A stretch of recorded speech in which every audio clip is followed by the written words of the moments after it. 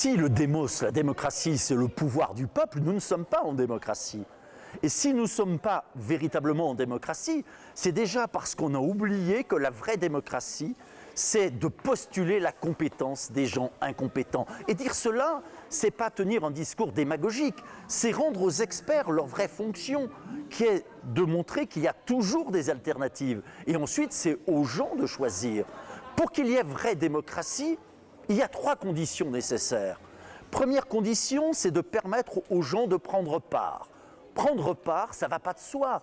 Ça fait quand même quelques siècles où surtout on nous demande de ne pas participer, que ce soit effectivement sur le plan politique ou dans l'entreprise.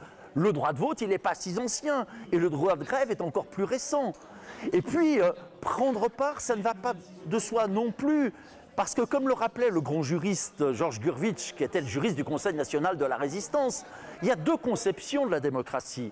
Il y a d'abord ce qu'il appelait dans son jargon la démocratie quantitative, mais on dirait électorale. Il faut tout faire pour améliorer la démocratie délégataire. Il faut par exemple adopter la représentation proportionnelle. On pourrait même imaginer des référendums révocatoires qui permettraient de renvoyer les élus chez eux s'ils ne tiennent pas leurs promesses. Mais Gurvitch disait que cette démocratie électorale, même si on l'améliore, elle laissera toujours de côté le plus grand nombre. Donc il faut développer à côté ce qu'on pourrait nommer une démocratie qualitative, la démocratie au plus près des individus, au plus près de leur vécu. C'est aujourd'hui la grande condition pour que les gens refassent de la politique. Puis la deuxième raison qui permettra effectivement d'avoir un vrai système démocratique, c'est de permettre aux gens d'apporter leur part.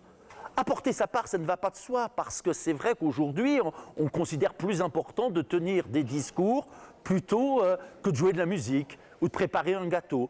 Je crois qu'il faut vraiment postuler l'égalité de toutes les formes de contribution. La politique, c'est ce qui permet de créer du lien social. Et il faut reconnaître que nous avons besoin, y compris, de ces dimensions festives. Et faire de la politique, comme on en fait en France, à partir de ces grandes questions abstraites, qu'est-ce que vous pensez de tel ou tel phénomène, c'est faire de la politique du point de vue des dominants. Puis la troisième chose, pour qu'il y ait une vraie démocratie, il faut donc que les gens prennent part, il faut qu'ils apportent leur part, il faut qu'ils reçoivent leur part. Reçoivent leur part à la fois, bien sûr, de droits dans la société, donc de droit, par exemple, à une alimentation de qualité suffisante, le droit également au loisir. Et puis il faut que les gens reçoivent leur part de grands récits. C'est-à-dire ce qu'on manque aujourd'hui, ce qui empêche les gens de participer, ce n'est pas le fait qu'ils seraient indifférents, c'est qu'ils n'y croient plus. Le philosophe Gilles Deleuze disait que seul le désir est révolutionnaire. Si nous avons la capacité à donner envie aux gens, eh bien à ce moment-là, les gens effectivement se mettront en mouvement. Et puis il faut rendre visibles les alternatives. Et toutes les multiples expériences qui ont lieu de partout en France, je dirais dans le domaine du logement, de l'agriculture, de l'économie, des loisirs, montrent que les gens ne manquent pas d'idées.